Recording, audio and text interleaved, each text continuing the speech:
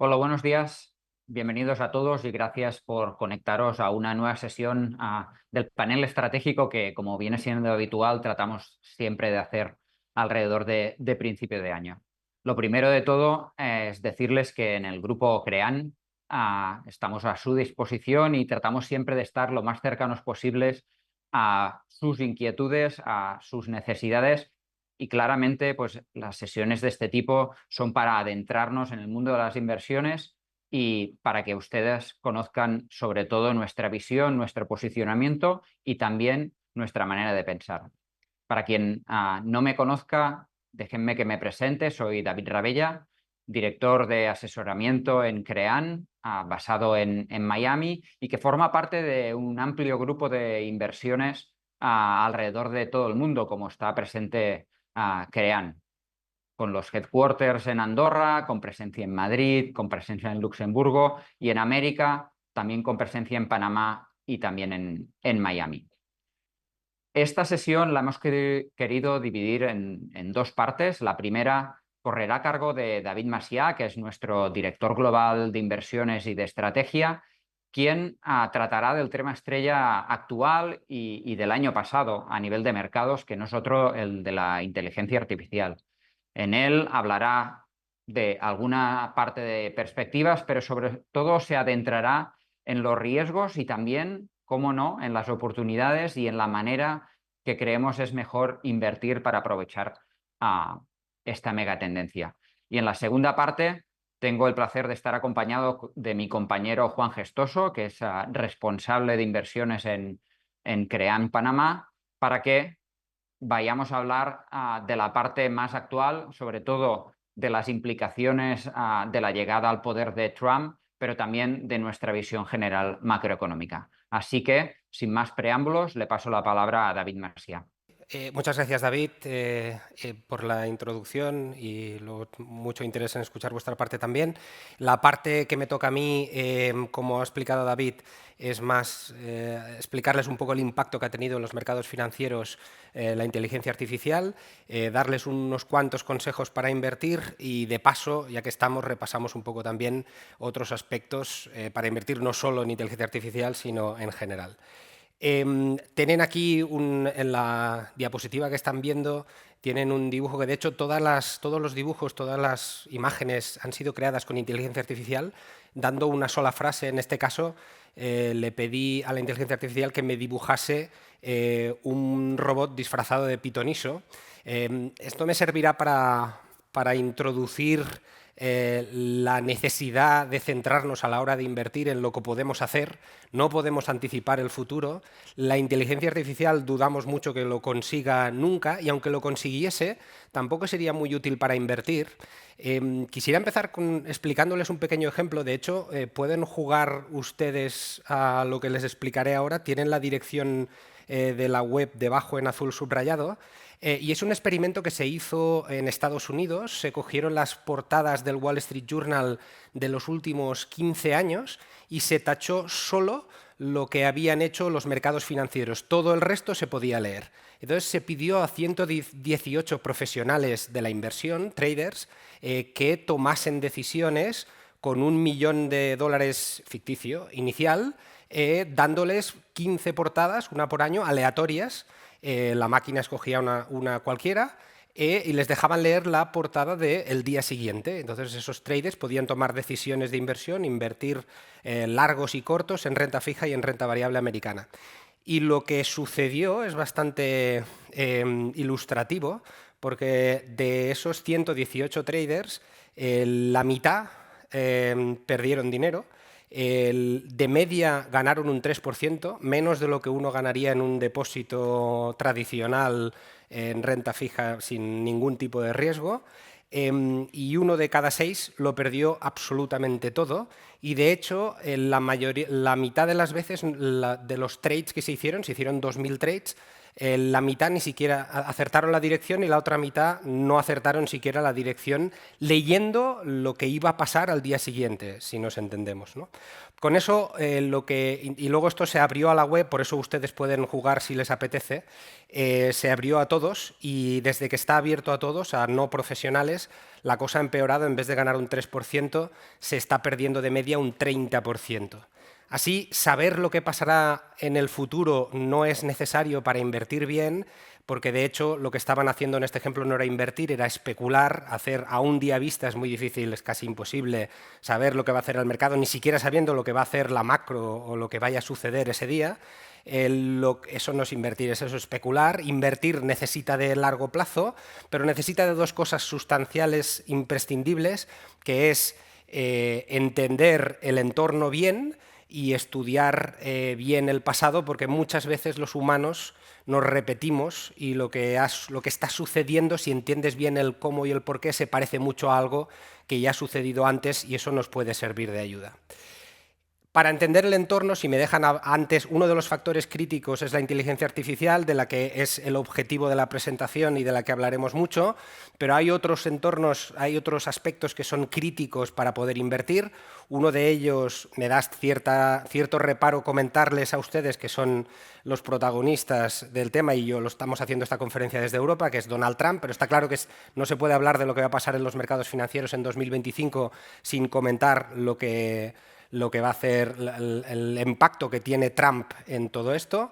Hablaremos un poco de Europa, precisamente porque les queda a ustedes más lejos y porque creemos que puede ser una oportunidad de inversión a pesar de todos los problemas que acechan al viejo continente. Hablaremos un poco de eso, hablaremos de China, hablaremos de geopolítica y luego hablaremos mucho de inteligencia artificial.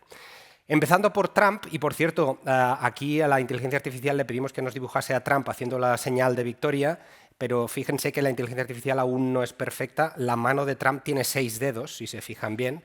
En cualquier caso, es una anécdota. Lo relevante es qué impactos tienen las principales medidas que defiende Trump, y ahí las medidas son desregulación.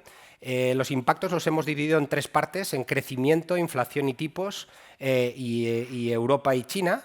En crecimiento, la desregulación que promete Trump es extraordinariamente positiva para Estados Unidos. Siempre hablamos de crecimiento, es para Estados Unidos, inflación y tipos también. Es extraordinariamente positiva porque todo lo que sea desregular incita a mayor actividad económica con menores fricciones. A nivel de inflación, obviamente, mayor crecimiento significa mayor inflación, tiene cierta presión al alza y, por lo tanto, también presión al alza al tipos. Para Estados Unidos y China eso es malo, porque eso significa que las empresas americanas son más competitivas que las europeas y las chinas. Recorte de impuestos muy positivo otra vez para Estados Unidos, positivo también para los países que exportamos a Estados Unidos, porque un Estados Unidos más rico significa que nos pueden comprar más, y eso también es inflacionista. Eficiencia del gasto, ese programa, ese nuevo ministerio que Musk liderará para recortar el gasto público, es una iniciativa encomiable para reducir la deuda, lo cual sería fantástico, y para reducir el déficit público. Tendría un cierto aspecto inicial, impacto inicial negativo sobre el crecimiento, pero tampoco es muy relevante. El tema migratorio sería positivo para Europa, por ejemplo, porque muchos de los mentes pensantes que tenemos aquí se tiene que ir a Estados Unidos para poder progresar, porque aquí no hay el caldo de cultivo de nuevas empresas para que estas mentes pensantes, gente brillante, por ejemplo, en el campo de inteligencia artificial, muchos de los padres de la inteligencia artificial o de los líderes de inteligencia artificial son europeos que se han tenido que ir a Estados Unidos, a Silicon Valley, para poder prosperar. Con lo cual, todo lo que limite la entrada de talento a Estados Unidos es positivo para Europa y el resto del planeta en general, y obviamente todo lo que sea limitar inmigración, y no para nada pretendemos hacer ningún tipo de consideración política, simplemente a nivel de crecimiento es un lastre sobre el crecimiento. El impacto en inflación y tipos es más difícil de determinar porque hay un doble impacto, y tampoco quiero extenderme más de la cuenta. Y en aranceles es un impacto negativo sobre el crecimiento. Si los aranceles fueran positivos para alguien, Corea del Norte sería el país más rico del planeta. Está claro que los aranceles, todo lo que sea poner barras al libre comercio es malo en general para el crecimiento y para el desarrollo económico del planeta, pero si es malo para Estados Unidos, lo es muchísimo más para los países que exportan a Estados Unidos, porque Estados Unidos, a pesar de lo que pueda parecer, es una economía que es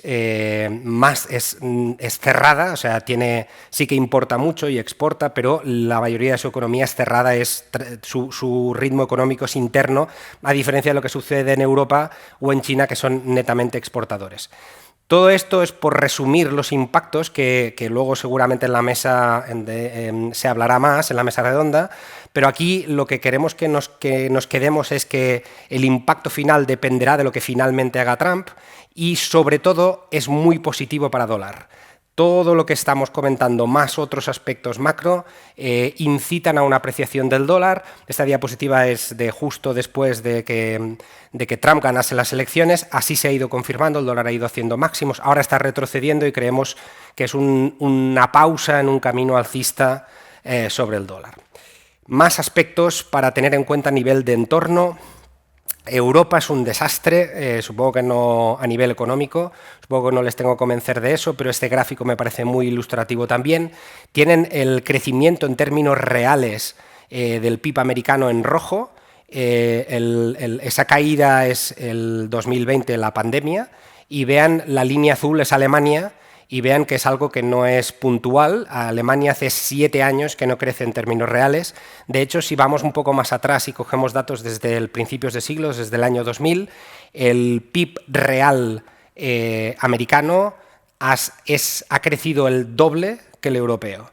Es decir, Europa no crece, tiene una serie de problemas entre demografía, competitividad del sector industrial bajo mínimos, burocracia a punta pala. Por ejemplo, déjenme darles una anécdota. El sitio donde más se regula inteligencia artificial del planeta, en eso sí que somos líderes los europeos, es Europa. En cambio, donde se lidera la inteligencia artificial es en Estados Unidos, y eso tiene un impacto macro. Otro síntoma de eso es que las nuevas empresas que se crean no se crean en Europa, se crean en Estados Unidos. En la diapositiva que tienen ahora pueden ver las empresas que capitalizan más de 100 billones, o sea, es decir, empresas grandes y cuándo fueron creadas, y en los últimos 50 años no hay empresas europeas. Sí que es verdad que tiene una cierta trampa porque hay algunas buenas empresas europeas como ASML o SAP que se crearon justo ahí, vienen de un poco más atrás de 1970. También es verdad que Microsoft o Apple también viene de inicios de los años 80, pero otras compañías como Amazon, Alphabet, Meta, todas estas compañías que son líderes mundiales han sido creadas hace menos de 20 años. Con lo cual, Netflix, Teslas, etcétera, ¿no? Aquí tienen unos cuantos nombres. Con lo cual es otra muestra del liderazgo a nivel de creación de riqueza que encabeza Estados Unidos y que Europa claramente está a la cola. Y por último, y para darle un tono un poco más positivo, y por eso les diría que presten un poco de atención a Europa, un poco más de lo que seguramente les sale en el radar, porque en Estados Unidos ya están bastante bien. Hay algunas cosas que podrían salir bien en Europa, luego comentaremos. Una son las elecciones alemanas, que tenemos en un mes exactamente, y que ahí la esperanza es que Alemania, que tiene un límite al déficit, de forma que no pueden gastar más de lo que ingresan prácticamente, déficit público, ahí hay la esperanza de que los que ganen las elecciones puedan montar una coalición que se salte ese límite de deuda, lo cual permita que Alemania, que es al final el núcleo duro de Europa, consiga crecer un poco más, que básicamente no crece a día de hoy, y que eso ayude al resto del continente y a sus activos financieros. Otra cosa que podría salir muy bien durante los próximos meses es más a nivel geopolítico, que es la guerra entre Rusia y Ucrania, y ahí hay incentivos para que eso este año quede solucionado. A lo mejor menos rápido de lo que nos prometió Trump. Trump prometió que él en un día solucionaba la guerra.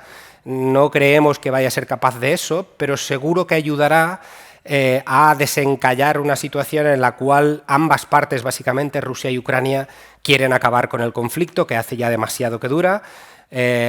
Ucrania incluso ha dicho públicamente que no es un criterio imprescindible para terminar la guerra la integridad territorial, es decir, que podría estar dispuesta a renunciar a una parte del territorio que le ha conquistado Rusia. Sin embargo, tiene condición sine qua non que haya seguridad post-conflicto de que no va a volver a sufrir ninguna invasión.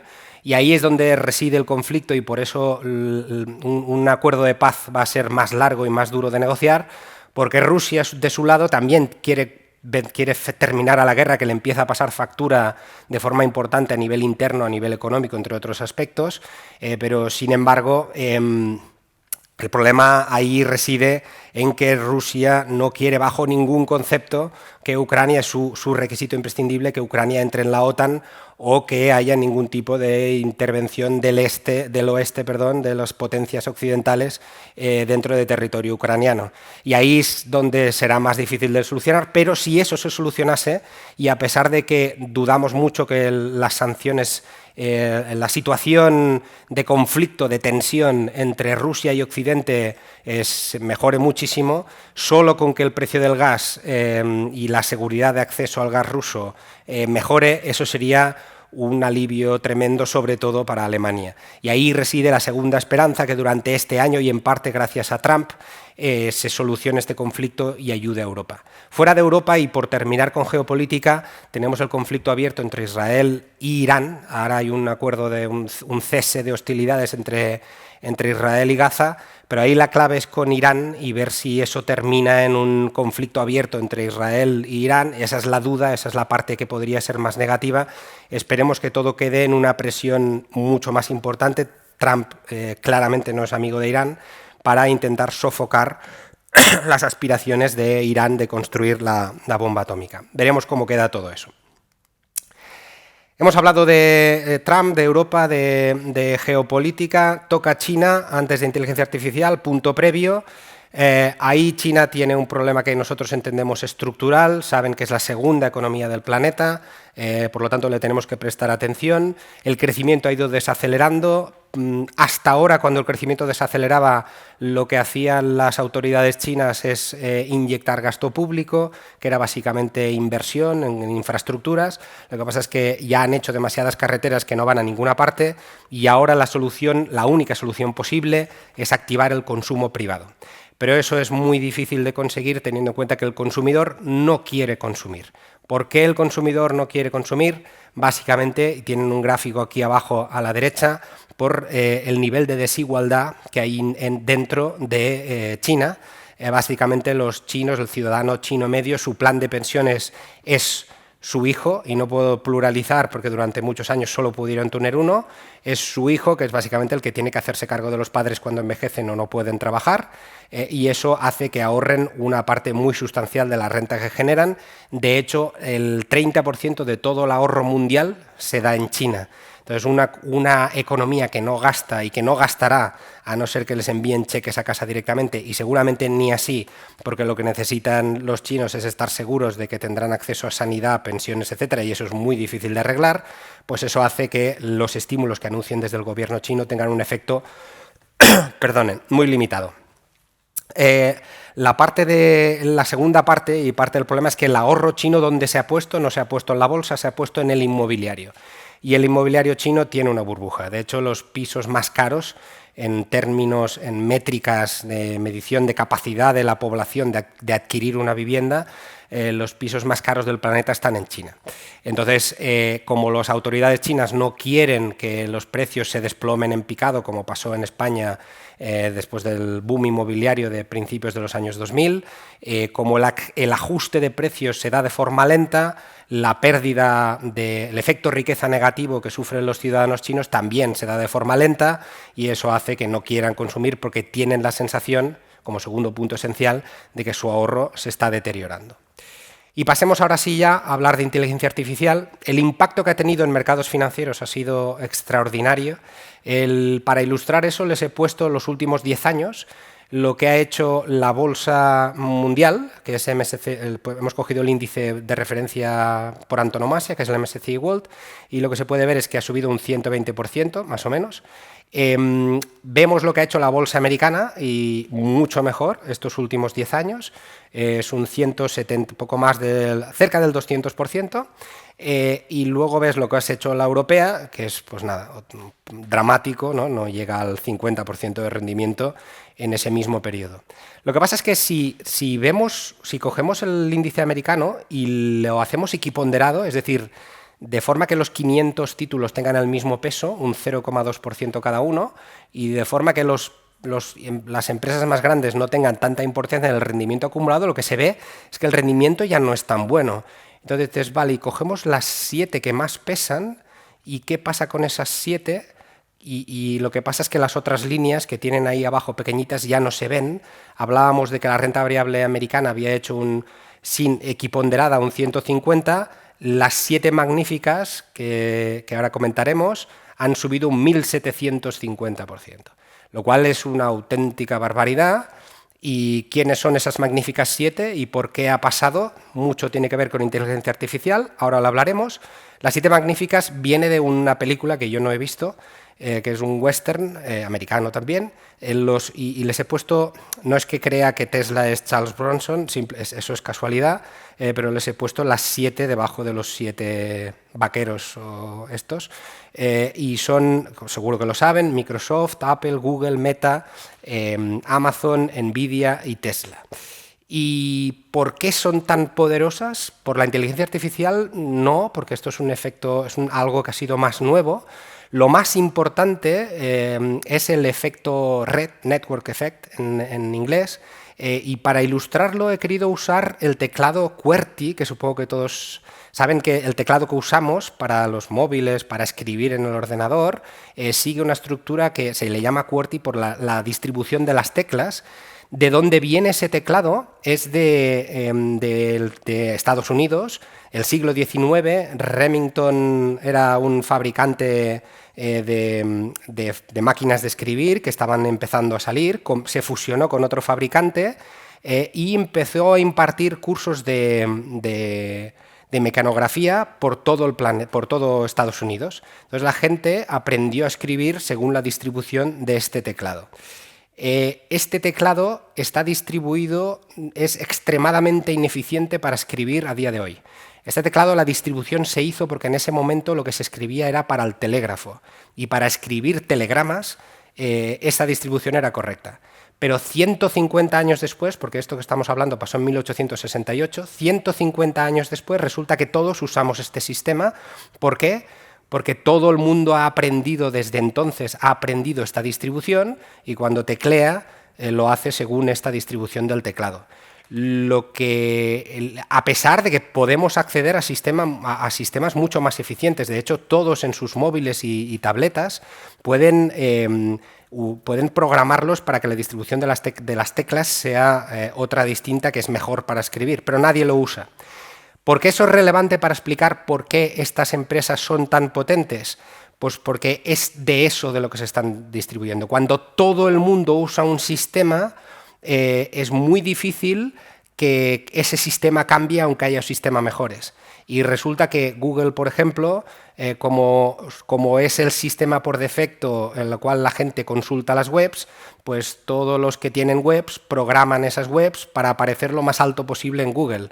Y entonces eso hace que todas las webs se programan para Google, y Google tiene clientes que van allí porque es el mejor sistema. Claro que es el mejor sistema, las webs están programadas para que salgan bien en el sistema de Google cuando uno googlea, pues fue el primero y estableció el estándar, y ahora es muy difícil que nadie le quite eso, aunque eso podríamos hablar, pero ese mismo efecto que se puede explicar de maneras distintas para cada una de las 7 compañías, es válida para cada una de las 7 compañías, y eso explica el por qué son tan poderosas.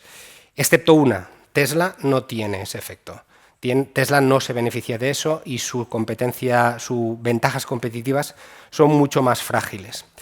Son además los que, debido a su gran poder acumulado, han sido muy listos y se han posicionado para ir siendo las líderes de varios segmentos que son nuevos y que van a ser seguramente los sitios donde van a crecer a futuro. Que es inteligencia artificial, salud, conducción autónoma, y ahí tienen quiénes son las líderes, que resulta que son estas 7. Hay uno extremadamente potente que es el cloud, que es la migración a la nube de toda la computación y software, etcétera. Y eso uno diría, bueno, pero eso ya está muy avanzado. Pues de eso aún queda casi todo por recorrer y las líderes de esto pues van a ganar muchísimo dinero. O sea, hay mercados que son incipientes, que son nuevos y que aún no se gana dinero, y otros donde ya se está ganando muchísimo dinero y donde estos van a ser las líderes. Son, además, Google y Meta y Amazon cada vez más, un oligopolio en publicidad digital que sigue creciendo, se están expandiendo a otras áreas cada vez más relevantes. Por ejemplo, y aquí hemos puesto unos vídeos que no tienen más, son curiosidades, pero Amazon pues va expandiendo, ha hecho robots, está metiéndose en robótica tanto para el hogar como para fábricas, entonces empieza a dominar cosas en las que uno no pensaría que Amazon es el líder. Y además, supongo que habrán oído mucho hablar de asistentes virtuales, los asistentes virtuales que todos conocemos, Alexa, Siri, el Copilot de Microsoft, son de estas compañías, son los intermediarios con los cuales nos relacionamos con la tecnología, con el negocio final al que vamos a ir a parar, y ese intermediario les pertenece. Salto vídeos porque no tenemos suficientemente tiempo. Además, y quédense ahí, vamos a repasar una por una lo caras o baratas que están, porque uno diría, bueno, sí, son compañías magníficas, pero si no están suficientemente baratas, puede que no sean buenas ideas de inversión. Pues si uno mira las valoraciones, y tienen que fijarse en el gráfico este que tienen aquí, que es la línea esta verde, y lo que es eso es el múltiplo, es el PER, para el que esté menos avezado en términos de valoración bursátil. Es así como se valoran las empresas. Eso es simplemente el número de... El precio significa... El PER lo que significa es el número de veces de beneficios anuales a las que cotiza una compañía, y así las podemos comparar un poco. Alphabet está ahora mismo a 21 veces beneficios, lo cual es relativamente razonable, teniendo en cuenta que incluso el Standard & Poor's 500 está por encima. Meta está a 22 veces beneficios, lo cual es muy razonable teniendo en cuenta que se está gastando una fortuna en negocios que ahora mismo no solo no gana dinero, sino que los pierde, metaversos, etcétera. Y a pesar de eso, crece sus beneficios de forma muy razonable y cotiza solo a 22 veces beneficios, que está otra vez por debajo del S&P 500. Microsoft es la principal beneficiaria del cloud, del gráfico que les enseñaba antes, donde el negocio de cloud se va a multiplicar por X y es una de las que va a ganar eso. Y entonces, cuando tienes en cuenta eso, las 32 veces a las que cotiza ahora tampoco parece excesivo. Amazon está también 32, 33 veces, pero otra vez es el dominador mundial del e-commerce. Y eso, solo con eso, además de otros muchos negocios, solo con eso, y cloud, y publicidad, y etcétera, pues uno diría que tampoco parece mucho. Apple ya nos cuesta más, aunque ahí puede haber dispersión de opiniones. Ahí eso está a 30 veces beneficios ahora mismo con las últimas caídas, y ahí lo que es clave que pase en Apple es que gracias a la inteligencia artificial, el ciclo de reemplazo del iPhone, que es de donde sacan la mayoría del dinero aún, ese ciclo de reemplazo se acelere, es decir, que la gente que tiene el iPhone que desde hace 2-3 años, pues tenga ganas de cambiárselo otra vez, cuando si no, no haría falta. Nosotros tenemos alguna duda de que eso pueda pasar, pero puede ser lícito también, puede que suceda, y entonces las 32 veces beneficios no son tantas. Donde más nos cuesta verlo es en Tesla. Tesla tiene ahora mismo, cotiza 125 veces beneficios. Tesla hace coches, aquí les he puesto un coche de Xiaomi, fabricante chino de móviles, que ha hecho un coche que es la mar de bonito y no tiene nada que envidiar a ningún coche de Tesla. De hecho, los fabricantes chinos están quedándose con el mercado del coche eléctrico, y de hecho el propio Elon Musk dice que si uno quiere invertir en Tesla no debe hacerlo porque por coches eléctricos, sino por conducción autónoma. Bueno, da también para una presentación entera y no tenemos suficientemente tiempo. La estrella de las 7, y por eso la he dejado al final, es NVIDIA. NVIDIA, desde que se anunció el ChatGPT a finales de noviembre del 22, ahora hace 2 años, ha subido más de un 700%, y el múltiplo al que cotiza son 32 veces beneficios. Ahí también hay mucho debate y seguramente entre la propia entidad tenemos compañeros en los que están muy positivos y otros menos. Yo sería de este segundo epígrafe porque me da la sensación de que 32 veces beneficios significa que a los beneficios actuales tardas 32 años a recuperar los beneficios, y el nivel de beneficios actuales de NVIDIA puede seguir creciendo un par de años más. Una parte del equipo tenemos dudas de que eso sea sostenible durante mucho tiempo. La explicación del por qué, al menos déjenme explicarle lo que hace NVIDIA exactamente para quien no lo sepa. Hace un chip que cabe en la palma de mi mano. En los centros de datos necesarios para entrenar la inteligencia artificial y para el cloud, lo que tienen son 32 cajas, en las cuales cada una de las 32 cajas de estas torres, digamos, enormes que procesan datos, esas 32 cajas, cada una tiene 8 chips de estos que caben en la palma de una mano, y cada uno de ellos vale $25.000. Para entregar los chips de NVIDIA se utilizan coches blindados para llevarlos a los sitios, porque valen una auténtica fortuna y se está hinchando a vender. Nuestras dudas vienen cuando uno ve que el crecimiento de necesidad de chips, de estos GPUs, para entrenar modelos de inteligencia artificial, entre otras cosas, pues que la mitad de las ventas de NVIDIA vienen de los 7 grandes, de los otros grandes, vaya, y esos otros grandes están creando sus propios chips porque están hartos de pagarle tanto dinero a NVIDIA, simplificando el mensaje, con lo cual tenemos dudas de que el crecimiento de beneficios sea sostenible. Pero repasadas las 7 magníficas, por el impacto que han tenido sobre los mercados, déjenme hablar ya un poco más general. Estas 7 magníficas uno puede pensar que no caen nunca, que es a lo que estamos acostumbrados a ver, que siempre suben. Hace solo 2 años, en 2022, cuando la FED empezó a subir tipos, esas 7 magníficas cayeron 50% casi. O sea, una auténtica catástrofe, digámoslo así. Lo que pasa es que al rescate acudió ChatGPT. Desde que se anunció ChatGPT en noviembre del 22, esas 7 magníficas se han más que doblado. Y por lo tanto, la inteligencia artificial tiene muchísima importancia, y lo importante aquí es entender cómo gestionar eso. Una primera reflexión que queríamos compartir con ustedes es que hay que ser prudentes siempre por sistema, pero más teniendo en cuenta el histórico que tenemos los humanos, añadiéndonos a modas y alimentando burbujas.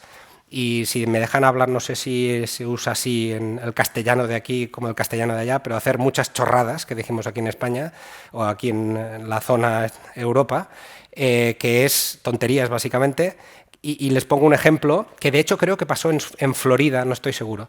Es una obra que estaba expuesta en una galería de arte en Florida, que el Wall Street Journal, esto hace 4 o 5 meses, el Wall Street Journal sacó una noticia que se había subastado esa obra y se había pagado $6 millones. Esa obra consistía en lo que ven en esta imagen, que es un plátano pegado a la pared con un esparadrapo, con una cinta aislante, ¿vale? Eso es la obra, ¿eh? No hay nada más. No es que el plátano ha sido diseñado con inteligencia artificial o nada por el estilo. La persona que pagó los $6 millones le preguntaron qué pensaba hacer con la obra, y lo que dijo es que se la iba a comer. Se comería el plátano porque porque así participaría en el punto máximo del arte contemporáneo, ¿no? Eso que suena una tontería muy gorda, puede uno pensar que es anecdótico, que no sucede nunca, y la realidad es que no es así, y que obedece a cómo somos los humanos. Les pongo un vídeo que viene de los años 60 y que explica un poco lo que les estoy intentando decir, y es un experimento que hicieron en un ascensor. Se puso una cámara oculta y se esperó que entrase un señor, y luego habían una serie de actores que entraban y se ponían de cara a la pared de ese ascensor mientras lo normal, ¿no?, es ponerse de cara a la salida, ¿no? Es lo que suele hacer uno cuando entra en el ascensor. Y lo que pasaba todas las veces es que el señor al final se daba la vuelta y se ponía de cara a la pared como los actores. Somos animales sociales, no podemos resistir a hacer lo que hacen los demás, tenga o no sentido. Y lo que está pasando ha pasado otras veces. Un juego que no podemos participar porque estamos a mucha distancia y no es presencial, pero un juego que proponía en la presentación era: les tapo el precio y la fecha de una acción, les enseño la evolución y muchos dicen, ¿qué acción es? Y dice uno, oh, es Nvidia, ¿no? Ha subido muchísimo en vertical y tal. Pues no, es Cisco. Al finales de los años 90, el futuro era Internet. Y Cisco era la Nvidia de entonces, en el sentido de que si Internet iba a ser el futuro, alguien tenía que proveer, igual que si inteligencia artificial es el futuro, alguien tiene que proveer de los chips. Pues en ese momento alguien tiene que proveer de lo necesario para que Internet llegue, y Cisco estaba claro que lo iba a ser. El problema es que sí lo fue, Internet era el futuro, pero quien invirtió en Cisco en el año 2000 aún no ha recuperado el dinero. ¿Por qué? Porque si uno paga demasiado dinero por la mejor empresa del mundo, eso no suele ser una buena inversión. Consejos, pues, para ir terminando la parte de inteligencia artificial. No sabemos aún quién va a ganar en inteligencia artificial. No podemos estar seguros. De hecho, Internet era el futuro, pero Google aún no cotizaba. YouTube se inventó en el 2005, el Uber y WhatsApp se inventó en el 2009 y así podría seguir. Muchas de las aplicaciones con las cuales se gana dinero de una nueva tecnología no han salido aún, estamos en la parte inicial. Es muy probable que alguna de las 7 magníficas sean las ganadoras. Esa es la otra conclusión a la que podemos llegar con todo lo que les he explicado antes. Han invertido, tienen tantísimo dinero y son las líderes que dominan tanto la parte de datos, tienen los datos, tienen el dinero para invertir en capacidad computacional, tienen a los clientes, tienen la reputación. Si alguien quiere contratar un servicio, seguramente lo hará antes con Google que con el proveedor X, que no ha oído hablar nunca de él, por más que el proveedor X sea mejor que Google. Entonces, todo eso hace que estas 7 ganadoras, estas 7 magníficas, muy probable alguna de ellas vaya a ser la ganadora de inteligencia artificial. Lo que pasa es que tenemos que tener muchísimo cuidado con qué precio pagamos por las cosas en las que queremos invertir, porque, como acabamos de ver, un precio incorrecto hace estúpida como inversión a la mejor compañía. Cuidado con el consenso, lo hemos visto también, diversifiquen. Nvidia puede ser que sea la ganadora, pero no pongan todos los huevos en la misma cesta. Puede ser que sí, puede ser que no. Y lo mismo sirve para todas las demás. Y además hay formas menos obvias de invertir, que a lo mejor no hace. Para invertir en inteligencia artificial podemos invertir en energía nuclear. Y es una manera de diversificar y tener una cesta menos arriesgada para invertir en la misma temática. Y la otra cosa es que consideren la inversión en inversiones no cotizadas, porque a diferencia de en el pasado, mucha empresa a día de hoy no necesita salir a cotizar porque es capaz de obtener dinero de venture capital, private equity, etc. Por último, y termino con 2 slides más, olvidando un momento la inteligencia artificial, para quien esté más interesado en cómo posicionarse para el 2025, hay una primera reflexión, es que hay muchos riesgos en positivo y en negativo. Y les destacaría 2 como muy relevantes. Uno, hay demasiado consenso positivo acerca de Europa y China,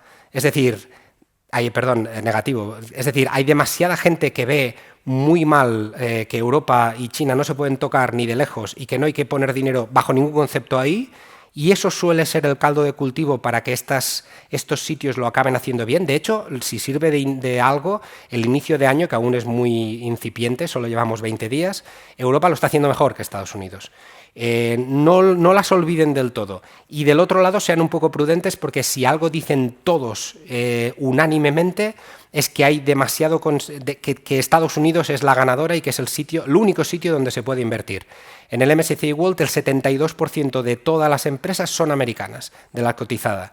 Eso es muchísimo. Eso significa que el resto de las empresas no valen nada no sé, sean prudentes por ahí. Y la otra cosa que suele pasar es que suelen pasar cosas que nadie calcula. Si hacemos lo que ha pasado, que nadie había esperado, desde el 2020 hasta hoy, la lista es larguísima. Pandemias, el propio Trump ganando, es igual. La lista es demasiado larga de todo lo que ha pasado en solo 5 años.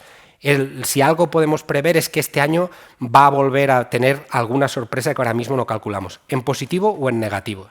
Y eso nos lleva al posicionamiento, y el posicionamiento ahí tiene dos partes, la parte macro y la parte de mercados. A parte de macro, por favor, quédense con varias ideas muy claras. Uno, el enemigo principal de cualquier inversor es la inflación. La macro está muy fuerte, es muy sólida, sobre todo por el mercado laboral, que es extremadamente sólido, y eso ayuda a que uno prevea que no debiera de haber grandes desastres. El déficit y la deuda públicos son insostenibles, también en Estados Unidos. No se puede gastar más de lo que se tiene de forma permanente, y eso es lo que están haciendo, y de hecho Estados Unidos gasta un 7% más de lo que tiene. Esperemos que Musk tenga éxito en su plan de reducir el gasto. Y eso tiene una consecuencia, que es que las tires, es decir, las tasas, creo que le llaman ustedes allí, las yields que arroja la renta fija tienen presión al alza. Si gastamos más de lo que tenemos, quien nos deja el dinero tarde o temprano va a ser un poco más suspicaz y va a exigir mayor compensación. Y eso tiene consecuencias. Si el enemigo de todos nosotros es la inflación, debemos de tener en nuestra cartera renta variable, activos reales, renta variable es uno de ellos, son imprescindibles, no hay otra manera de protegerse de la inflación. Sean por eso un poco cuidadosos con el grado de concentración que tienen los índices. En Estados Unidos, esas 7 compañías que hablábamos antes son un 35% del total del Standard & Poor's 500.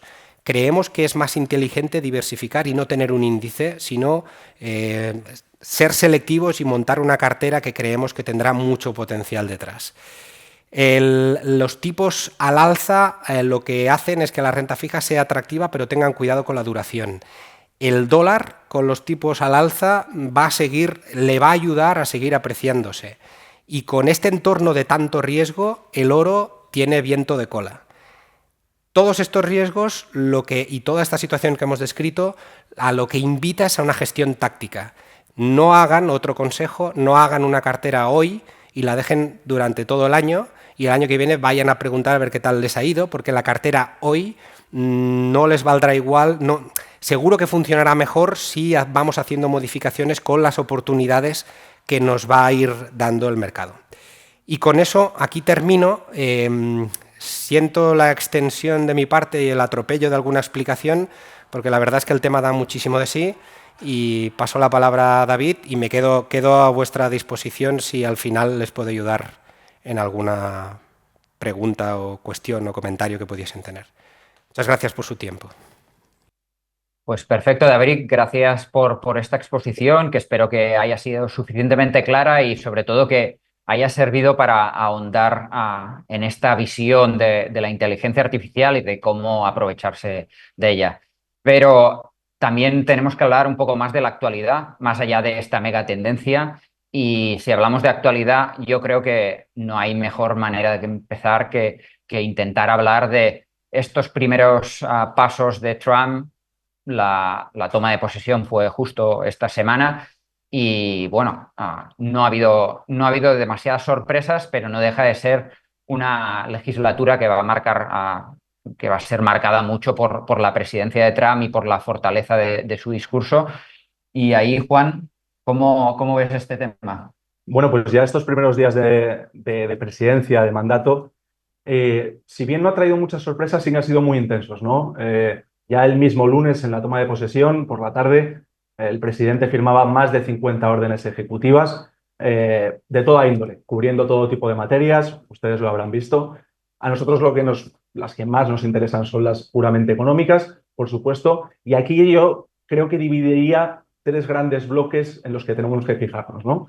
Y además me atrevería a calificar los 2 de positivos y 1 de negativo. Ya David Masia, de hecho, ha hablado de ellos, con lo cual no los pilla de nuevos, ¿no? Empezando por este último negativo, aranceles, sin duda. La parte de aranceles nunca ha sido positiva en la historia, tanto para el crecimiento como para posibles efectos inflacionarios, ¿no? Esta misma semana conocíamos pues, la intención del presidente de imponer a partir del 1 de febrero sanciones a sus vecinos geográficos, Canadá, México, hasta el 25%. Con China esperamos que también pues tome medidas al respecto en los próximos meses. Incluso con socios históricos como la Unión Europea, pues también podemos esperar reacciones de este tipo, ¿no? Y esta, sin duda, es la parte más negativa que podemos sacar de estos días, cosa que, por otro lado, no es sorpresiva. Y en la parte positiva, yo rescataría dos bloques.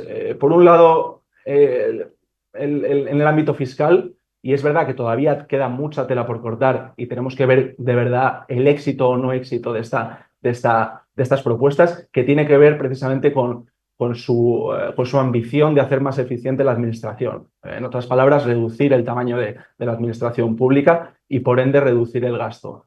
Decía antes David Macià pues, que es un problema insostenible el tema de los déficits, ¿no? Con lo cual aquí sí que es importante seguir pues el éxito de estas políticas.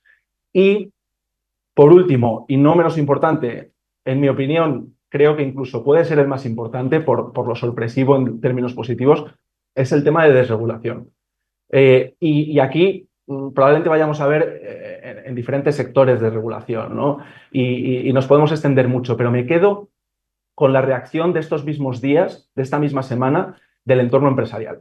Lo que hemos visto es un FOMO muy grande de parte de empresarios para invertir en Estados Unidos. Ayer mismo, seguro que han escuchado ya las noticias sobre el proyecto Stargate, en la que van a participar, ojo, iniciativa privada, no pública, van a participar compañías bien conocidas como Microsoft, Nvidia, Oracle, el propio OpenAI, y financiadas por fondos de inversiones globales extranjeros como SoftBank, ¿no?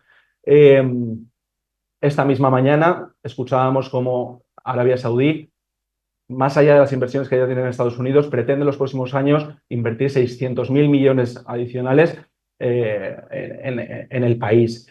Y varias otras cuestiones que han salido estos días que yo creo que lo que nos muestra es ese apetito empresarial por invertir en Estados Unidos, ojo, en un marco regulatorio que les va a favorecer, ¿no? Y esta es la clave. Entonces, por eso decía que aquí todavía está por ver realmente el impacto, pero puede suponer una sorpresa en el crecimiento, nos parece, este plano regulatorio. Perfecto. David lo hablaba en su parte de presentación, ¿no? Y los mercados también han reaccionado en este sentido, ¿no? La irrupción de Trump, ya cuando las encuestas le daban por ganador, hizo que los mercados mayoritariamente subieran, pero desde mediados de diciembre y especialmente desde el discurso de Powell, donde hablaba de que el ritmo de bajadas podía ser un poco más lento porque debería de vigilar las consecuencias inflacionarias de todas las medidas, pero sí que es esto una parte que al mercado le preocupa, ¿no? ¿Cómo vemos nosotros esta parte más de riesgos de inflación? Sí, bueno, yo creo que sin duda estamos de acuerdo en que es en estos momentos el mayor temor del mercado para este año es la inflación, ¿no? Y en este sentido, y uniéndolo con las políticas que ya hemos estado comentando, seguramente el factor más importante que puede presionar los precios al alza son los aranceles. Aquí hay mucha teoría económica al respecto. Parece evidente que bueno, pues estos aranceles que no dejan de ser un impuesto, es difícil trasladarlo entero a los márgenes empresariales del exportador. Seguramente va a haber un impacto en el precio al consumidor. Pero también es verdad que, bueno, suele haber matices, ¿no? Incluso en el primer mandato de Trump tuvimos aranceles y tampoco se vio un impacto tan fuerte en los precios. Quizá en algunos sí, pero fueron compensadas por productos sustitutivos que hicieron que tampoco tuviésemos la inflación pues, fuera de control, ¿no? Y por otro lado, yo creo que también hay que tener en cuenta, y estamos de acuerdo en que Trump no es un proteccionista clásico, que únicamente quiere proteger la industria doméstica. Yo creo que Trump usa esto como arma de negociación para sentarse a negociar. En este caso, hablábamos de México y Canadá. Nosotros pensamos que a lo largo de la legislatura puede haber cambio en esta postura arancelaria con sus vecinos, ¿no? Y que quiere sentarse a negociar con ellos y usa esta política comercial. Con lo cual hay que de verdad ver la evolución de esta situación. Y después, no me quiero olvidar de que también hay otras políticas que ya hemos conocido, otras medidas que ya hemos conocido que pueden ir en la dirección opuesta, que es, por ejemplo, el lunes declaró emergencia energética en Estados Unidos y además salió del Acuerdo de París. Todo ello con el objetivo de reducir costes energéticos, que veremos a ver si lo consigue o no, ¿no? Pero bueno, Trump durante su campaña se ha referido mucho al coste de vida en Estados Unidos, lo volvió a hacer en su discurso y me parece, tengo la sensación de que si se le va de control el tema arancelario con presión en los precios, va a levantar el pie. No, es bien interesante este punto, ¿no? Porque evidentemente el mercado es algo que le preocupa porque quizás es una de las peores consecuencias a nivel de la evolución de los índices, tanto de renta variable como de renta fija. Tenemos el recuerdo del 2022 demasiado presente como para olvidarnos, ¿no? Pero también es cierto de que en su discurso inaugural habló claramente de que él quería combatir esta inflación, sobre todo para la clase media. Volviendo a lo que te comentaba de Powell, ¿no? Vimos el año pasado como el mercado reaccionó en general muy positivamente porque estamos en un escenario que los economistas bautizaron como Goldilocks, ¿no? Ni demasiado frío, es decir, ni demasiado malo como para preocupar a los inversores, pero tampoco demasiado caliente como para que la Fed dejara de actuar. Y ahí estamos en un ciclo de bajadas, seguramente con algo más de pausa de lo que se había anunciado al inicio, pero la Fed sigue ahí ayudando. ¿Cómo ves a nivel macro a las principales variables? Bueno, yo creo que dejando a un lado la inflación, que ya lo hemos tocado, el otro gran punto a mirar, que de momento no es motivo de preocupación para nada, es el mercado laboral. También se mencionaba antes, el mercado laboral que en Estados Unidos continúa extraordinariamente fuerte, con tasa de desempleo en el 4,1, incluso el último dato fue mejor. Eh, y bueno, aquí simplemente vigilar el tema del empleo público, ¿no? Porque una de estas medidas que conocimos el lunes era y que tiene que ver precisamente con el programa de eficiencia del gobierno, es la congelación de contrataciones públicas durante 90 días hasta que ese departamento de eficiencia evalúe nuevas medidas, ¿no? Y hay que tener en cuenta que los últimos meses de la administración Biden, probablemente el mayor contribuidor a la creación de empleo ha sido el empleo público. Entonces, en este sentido, simplemente como posible riesgo, ver un poco cómo evoluciona el empleo público. Pero en todo caso, seguimos viendo un empleo general fuerte, que además con mayor actividad económica y dinamismo, en principio no va a tener problemas para absorber esta otra parte del empleo público. Y aparte del empleo, las otras variables macroeconómicas en Estados Unidos, especialmente importante el consumo, ¿no? Que forma o suma más del 2/3 del Producto Interior Bruto. Y aquí los datos que tenemos, tanto atrasados y presentes como adelantados, ventas minoristas, confianza del consumidor, están muy fuertes. Y esto también aprovecho para decir, bueno, pues que es positivo, muy positivo para las utilidades empresariales y que se traduce de verdad en una marcha buena para el mercado. Y en este sentido te pregunto, David, eh, yendo ya a las empresas, a sus utilidades y por ende a su comportamiento, ¿cómo estamos viendo la renta variable este año? Porque es verdad que hemos tenido 2 años fantásticos, 2023-2024, con el S&P 500 por encima del 20%. ¿Pensamos que puede continuar con esta fortaleza? ¿Qué expectativas tenemos aquí? Pues claramente esta es el principal temor y una de las grandes preguntas que nos hacéis vosotros en cada una de las reuniones que tenemos, ¿no? ¿Cómo puede continuar el buen comportamiento del Standard & Poor's o de la bolsa en general después de 2 años tan buenos, ¿no?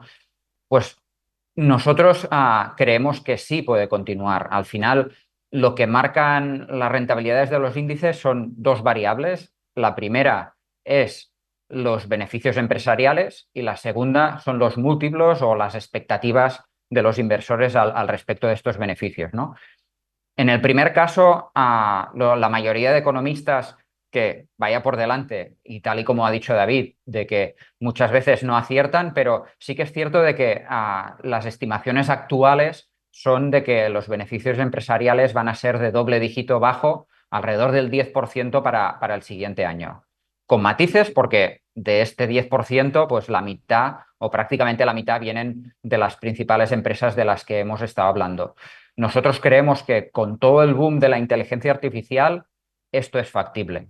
No quiere decir que todas las empresas vayan a superar, ni que todas las empresas consigan esta rentabilidad, pero sí que creemos que en su conjunto podemos llegar a este 10% de rentabilidad empresarial. Donde sí estamos un poco más cautos es en la parte de los múltiplos. Hemos vivido un par de años con mejoras de beneficios, pero también con mejoras de múltiplos que han hecho que estas rentabilidades hayan sido de superiores al 20%. Ahí nosotros creemos que no hay que temer que estos múltiplos vayan a la baja, pero tampoco esperamos un incremento como han pasado en los últimos años. Así pues, la rentabilidad que esperamos para el mercado pues estaría alrededor de este 10%, matizado y con mucha prudencia, porque después hay que mirar compañía por compañía, ¿no? Y bueno, hemos mencionado bastante durante la conferencia tecnología, inteligencia artificial.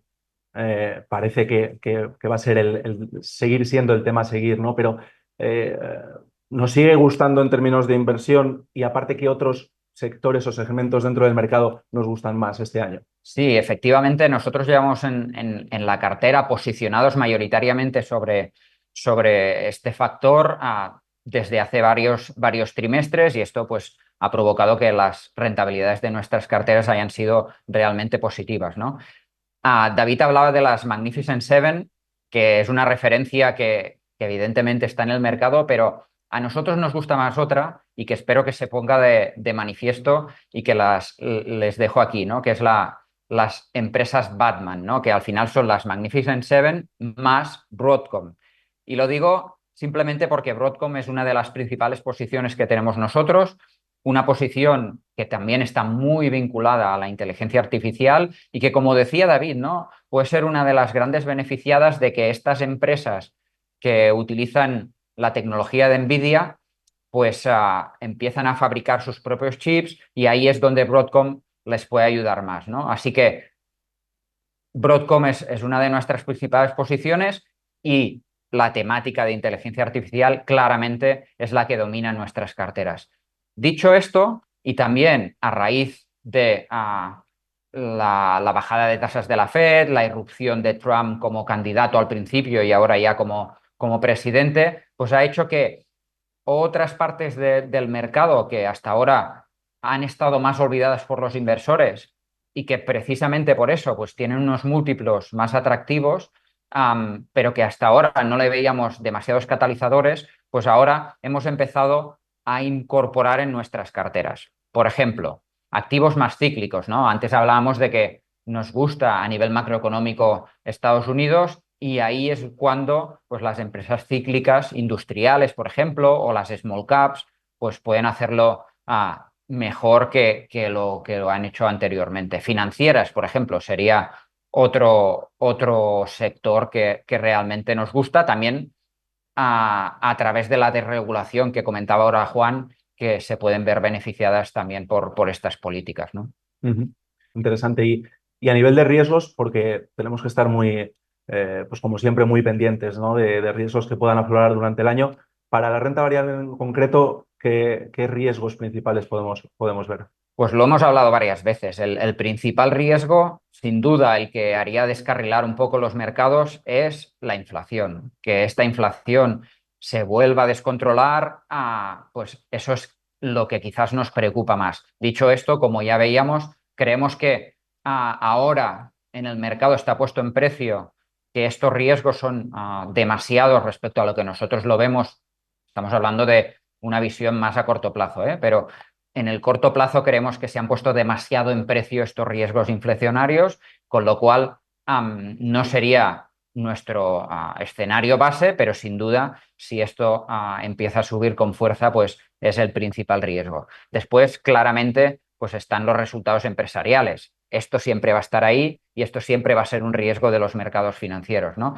Creemos que generalmente las expectativas no son bajas, son altas por parte de la comunidad inversora, pero no son exageradas. Así que vamos a ver cómo esto va evolucionando y sabemos que también la comunidad inversora va actualizando sus previsiones en función de los propios resultados y vamos a ver, especialmente para la segunda parte del año, cómo esto evoluciona. Pero a día de hoy no creemos que realmente sea un riesgo de corto plazo, ¿no? Vale. Vámonos ahora a geografía, que siempre nos interesa mucho también, ¿no? Estados Unidos, Europa, China, Latinoamérica, importante también, ¿no? Para los que llevan tiempo con nosotros saben que, pues, que hemos tenido una predilección, una preferencia en los últimos años por el mercado norteamericano, satisfactoria por otra parte. ¿Va a continuar esto así? También estamos viendo otras geografías. Hablábamos antes de Latinoamérica, incluso yo comentaba el tema de Canadá y México. México está muy en boca de todos, ¿no? También pues, un mercado que también se ha movido mucho. ¿Cómo estamos a nivel geográfico? Pues a nivel geográfico, lo que les diría es que las carteras que componen o que tienen nuestros clientes son predominantemente de Estados Unidos, ¿no? Y esto creemos que va a continuar así. Ciertamente, desde un punto de vista de renta variable, las valoraciones de las empresas americanas son más exigentes que las del resto del mundo, pero es que al fin y al cabo, donde está el crecimiento, está ahí.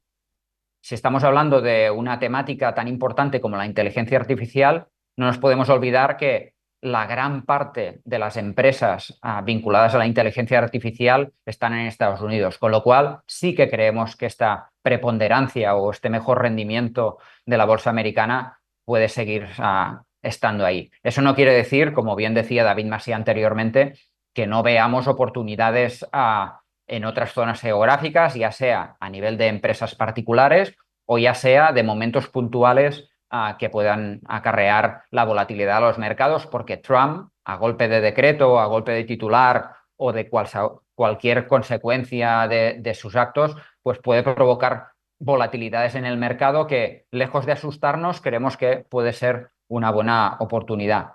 Y lo que comentabas de México, yo creo que es un claro ejemplo, ¿no? de cómo nosotros lo vemos. Antes tú comentabas las tarifas, que es donde el mercado está más focus ahora mismo, pues para nada son buenas y eso es una realidad. Pero también es cierto de que hablando de México, siendo un socio comercial y sabiendo cómo las gasta Trump a la hora de negociar, vemos como estas tarifas son más una arma negociadora. Con México, por ejemplo, hay otros temas importantes a tratar, ¿no? Está el tema de la inmigración ilegal, está el tema de el fentanil. Entonces, ahí creemos que Trump, como buen negociador que es, va a utilizar estas tarifas, estos aranceles, como para negociar otros temas. Y además, creemos que ahora mismo, desde un punto de vista de visión del mercado y respecto a México, pues prácticamente lo peor del mercado o las peores previsiones están puestas, ¿no? Vamos a ver si realmente el 1 de febrero, como dijo Trump, se acaban imponiendo este 20% de tarifas, pero sí que creemos que ahora reina más el pesimismo del que nosotros veríamos. Por otro lado, con nuestros clientes, yo voy a menudo a México y ellos se mostraban preocupados por la deriva del nuevo gobierno, ¿no? Especialmente después de verano y de toda la parte de modificación del sistema judicial. Pues eso claramente cambió la visión de los mercados en general hacia México, pero también creemos que la irrupción de Trump va a hacer de contrapeso a muchas de las políticas que quizás con otra administración en Estados Unidos desde México sí que serían capaces de hacer, ¿no? Así que no estamos para nada tan negativos como el mercado en México y creemos que ahí sí que se pueden buscar algunas oportunidades.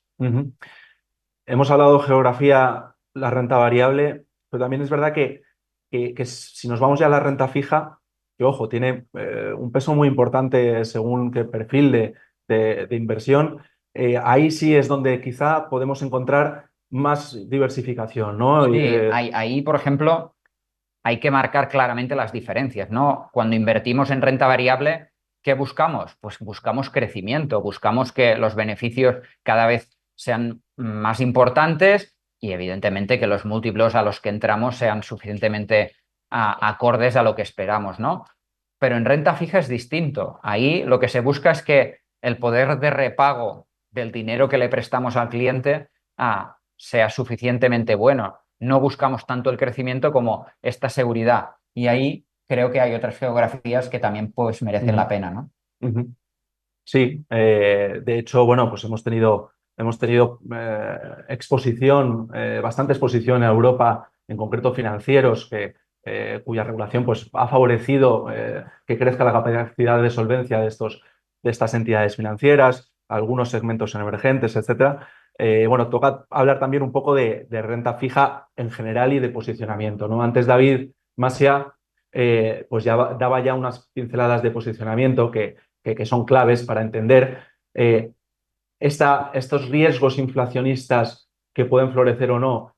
Si florecen, efectivamente tendrían un impacto de presión de tasas al alza, que hay que vigilar muy de cerca, pero nosotros lo estamos viendo desde el punto de oportunidad, ¿no? Y aquí decir, los últimos años hemos tenido niveles de duración en las carteras de renta fija por debajo del mercado, lo cual además nos ha ayudado a acolchar momentos peores, ¿no? Por lo cual estamos en disposición de en esos picos de tasas más altas pues poder aprovechar para añadir duración, ¿no? Y eso es un poco el momento en el que estamos, tratando de, cuando nos lo permite el mercado, añadir un poquito de duración.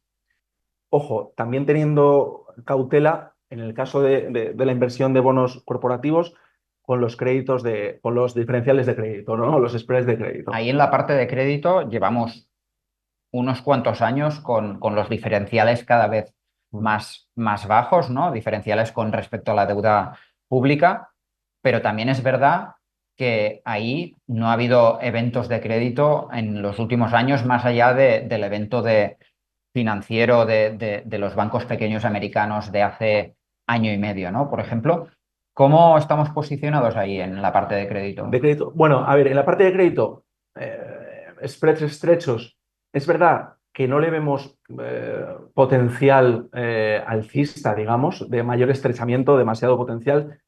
Y hay que tener en cuenta que eso puede ser un riesgo asimétrico, ¿no? En el sentido de que además hemos visto a lo largo de la historia los eventos de ensanchamiento de diferenciales de crédito pueden ser muy abruptos, ¿no? Y en este sentido vemos un poquito de riesgo asimétrico en condiciones normales. Por eso no estamos tan positivos en la parte pura de crédito. Dicho esto, como bien decías, David, los fundamentales están sólidos, las compañías, los balances lo están y además el entorno económico acompaña, ¿no? No hay motivos para pensar que se van a deteriorar durante este año, con lo cual seguimos viendo spreads de crédito razonablemente estrechos y que ahí es posible que no veamos grandes ni aportaciones ni minusvalías, ¿no?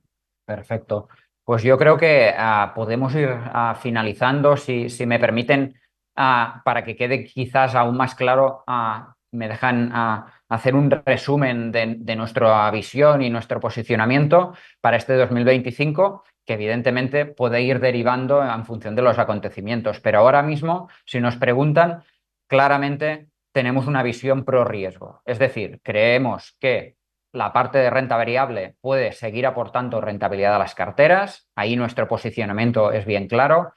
La temática de inteligencia artificial, siempre teniendo en cuenta que estas grandes empresas son unas de las grandes beneficiadas, pues hay que ir con cuidado con los múltiplos que se pagan, pero de momento creemos que son razonablemente buenos y complementando con otras partes del mercado que hasta ahora han estado menos presentes en las carteras, pero que creemos que el entorno actual, hablábamos de financieras, hablábamos de small caps, hablábamos de industriales, pues que el entorno actual de bonanza económica, de impulso de desregulación y impulso de políticas de Trump, pues pueden ser beneficiosas. Y en la parte de renta fija, pues vamos a mantenernos, ¿no? Nada tiene que ver las tasas actuales con las de hace 3 años, que realmente ahí sí veíamos un riesgo muy elevado. Ahora las tasas actuales nos permiten sin que pase nada, pues tener una cierta rentabilidad en las carteras que además nos ayuda a diversificar. Así que también medianamente positivos en renta fija y sobre todo para los clientes con un perfil de riesgo más conservador, pues creemos que este año también puede ser un buen año para sus carteras. Damos por finalizada esta reunión. Espero que les haya sido de su agrado. Espero que hayan aprendido cómo desde el grupo Crean filosóficamente vemos el mundo de la inversión, el mundo de la inteligencia artificial y cómo vemos el panorama macroeconómico actual. Así que no me queda más que daros las gracias por su atención y emplazarles a siguientes reuniones que seguro haremos bien pronto. Muchas gracias a todos. Gracias.